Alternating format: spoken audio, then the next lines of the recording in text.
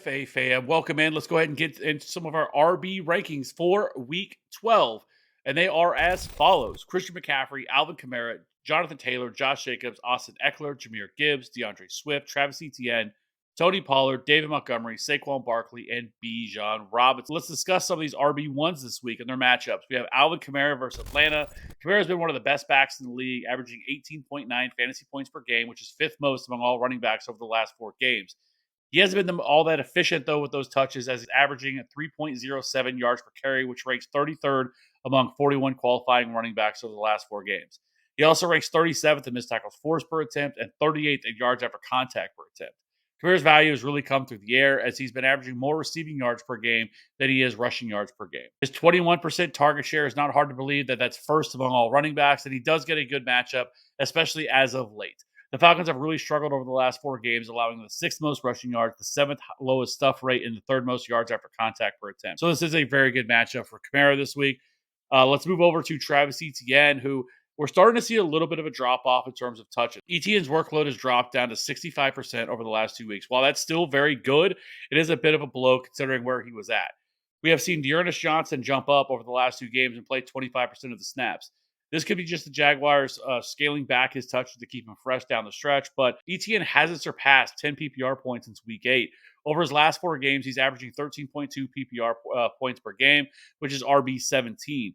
And things aren't going to get any easier this week against Houston. This isn't the easiest of matchups. The Texans have allowed the fourth fewest rushing yards per game and a 3.27 yards per carry average, which is the lowest rate in the league over the last 4. They also have the fourth highest stuff rank and the 24th and lowest yards after contact per attempt.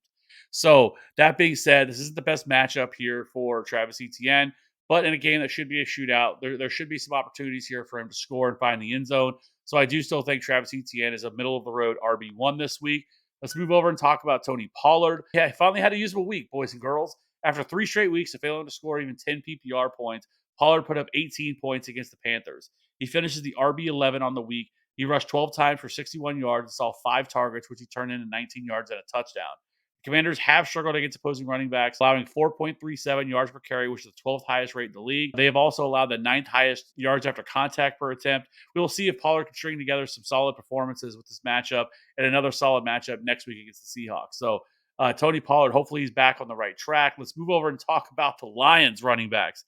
This duo really starts to feel like the Kamara, Mark Ingram, where they both finished as RB1s. Both are every week starters. Gibbs played 58% of the snaps. Monty handled more rush attempts, handling 57% of the rush attempts last week. Gibbs continued to be the most efficient running back in the league and the most productive, averaging 26.2 PPR points per game over his last 4. Monty isn't far behind, as he's been averaging 18 PPR points the last 2 games since returning from injury. And oh yeah, they get a great matchup this week against the Packers.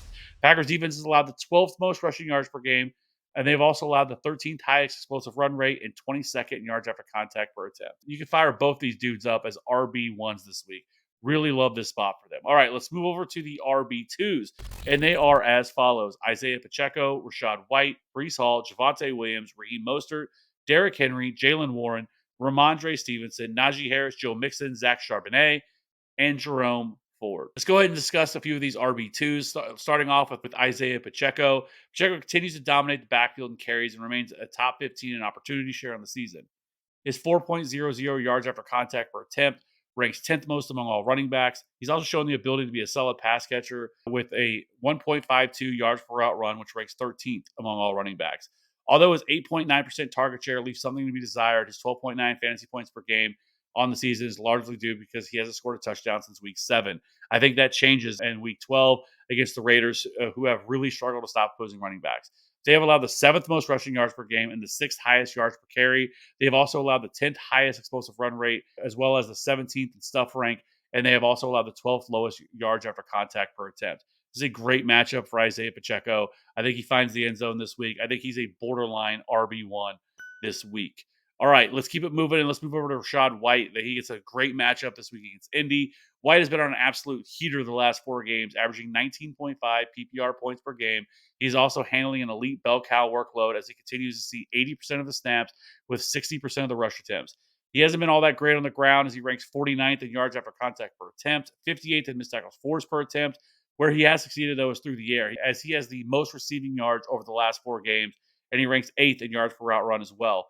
This is a phenomenal matchup for Rashad White. The Colts have allowed 155.3 rushing yards per game, and their 34% stuff ranks second lowest in the league. While White has been bad on the ground, this could be the spot that gets him right in that department. He is a borderline RB1 this week. Brees Hall is next up. The season has been extremely frustrating for the Jets skill players. Zach Wilson has been absolutely dreadful, which has allowed defenses to pretty much stack the box to try to stop Brees Hall. The Jets finally made a decision to switch away from him, and they're going with Tim Boyle this week. But I don't really have any higher expectations with Tim Boyle at quarterback. Brees, though, is still averaging 15 PPR points per game, which is 13th most over the last 4 games. He's the focal point of this backfield. He's handled 67% of the rush attempts, 58% of the routes with a 22% target share.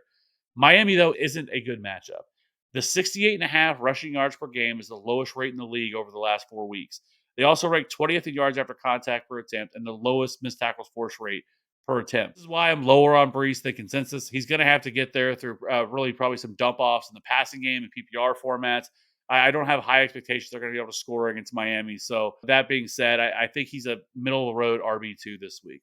All right, let's jump over and talk about Derrick Henry. This season has been pretty rough for the King. He's become game script dependent. He's 24th in fantasy points per game over his last 4 games and getting killed by Tyjae Spears. Henry only has 3 games this season with 20 plus carries.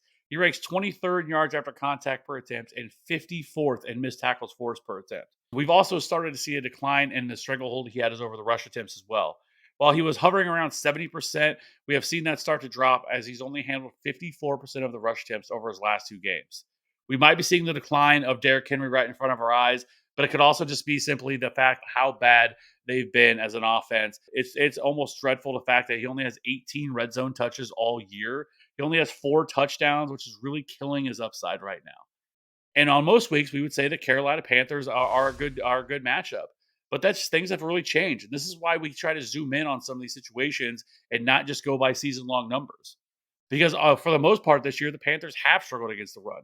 But over the last 4 games, they've actually only allowed the 19th most rushing yards per game and the 11th highest stuff rank. They also have the 12th lowest yards after contact per attempt. While this game script should definitely be in Derrick Henry's favor because I have no faith whatsoever in the Carolina Panther offense, with Tyjae Spears continually mixing in, it's hard to really justify having Derrick Henry as an RB1. But I don't think he's just a lock and load RB1 like he used to be. This offense is just too dreadful to trust anymore. And so I just think Derrick Henry is more of an RB2 now. All right, let's move over and talk about Pittsburgh running backs. Jaylen Warren continued a strong play on limited touches. He played 44% of the snaps, 38% of the rush attempts, and a 14% target share, while Najee played 58% of the snaps and 50% of the rush attempts. Warren was by far the most productive running back, finishing as the RB2 on the week. He ripped off a 75-yard touchdown. Warren continues to be the most efficient running back in the league. He ranks first in explosive run rate, second in missed tackles forced per attempt, and first in yards after contact per attempt. While Najee has been far less efficient, but he has been productive. He scored 16 plus PPR points in 3 of his last 5 games, and they get a great matchup against the Cincinnati Bengals, who have really struggled to stop opposing running backs. They have allowed a 5.06 yards per carry, which is the highest rate in the league. They've also allowed the 6th highest explosive run rate, and the 5.8% touchdown rate ranks second only behind the Giants. So this is a very good matchup. And then you factor in that Joe Burrow's obviously out for the year. Game script is definitely going to be in both these backs' favors. Both of these guys are borderline top 20 running backs. Lastly, let's talk about Jerome Ford. While he's this low, because it is a very good matchup against the Broncos this week, I do have my hesitations because he's splitting so much work with Kareem Hunt. It's really going to make him hard to trust on a week-to-week basis. But he still is leading this backfield in snaps, percentage of the rush attempts, routes, and target share. So I do think Jerome Ford is at the very worst and RB2 this. Lastly, let's move over and talk about a couple of these RB3s. This was tough, especially this range of 25 to 30 for me. I could have interchanged them and probably put some of them up into RB2, especially somebody like Brian Robinson, who put together another solid fantasy performance, scoring 20 PPR points on Sunday versus the Giants. He rushed for 73 yards on 17 carries, and he saw a whopping 9 targets. This is the same type of matchup this week as the Cowboys have been a formidable run defense. They allow the 12th fewest rushing yards per game, the 9th lowest explosive run rate, and the 4th lowest yards after contact per attempt. If you have B-Rob, you hope Gibson misses another game, and I would expect so, especially on a short turnaround of Thursday. He can see a strong usage in the passing game to meet value. He's a low-end RB2 this week or an RB3, a high-end RB3. I think he could get there through the passing game if he continues to see that type of target share, but that's not something I would expect, and this just is a very bad matchup. Let's talk about James Conner, who continues to struggle since returning from injury.